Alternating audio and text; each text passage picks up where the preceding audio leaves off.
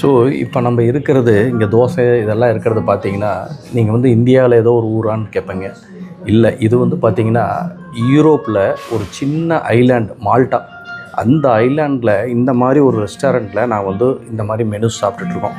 So என்ன அந்த restaurant பாருங்கள், நம்ம ஊர் வெள்ளைச்சாமி ரெஸ்டாரண்ட்டு. பேர் பார்க்குறப்பே ஒரு ஆச்சரியமாக இருந்துச்சு. இந்த ரெஸ்டாரண்ட் போகணுன்னு சொல்லிட்டு நாங்கள் வந்து இந்த ரெஸ்டாரண்ட்டுக்கு வந்திருந்தோம். இங்கே பார்த்தீங்கன்னா நம்ம ஊருடைய தோசை, சாம்பார், சட்னி, 2 சட்னி, தக்காளி சட்னி கொடுத்துருக்காங்க. இதுவும் மெதுவடை, இது இல்லாமல் ஒயிட் ரைஸு, இது வந்து மஷ்ரூம் கிரேவி அந்த மாதிரி கொடுத்துருக்காங்க. இது இல்லாமல் நிறைய மெனு இருக்குது.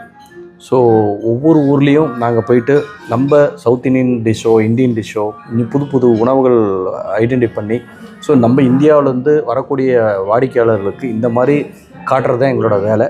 ஸோ நீங்கள் போகிறப்போ உங்களுக்கு ஏதோ ஒரு கண்ட்ரியில் என்ன ஒரு விஷயம் உங்களுக்கு தேவைன்னா கமெண்ட்ஸில் கேளுங்க, நான் வந்து பதில் சொல்கிறேன்.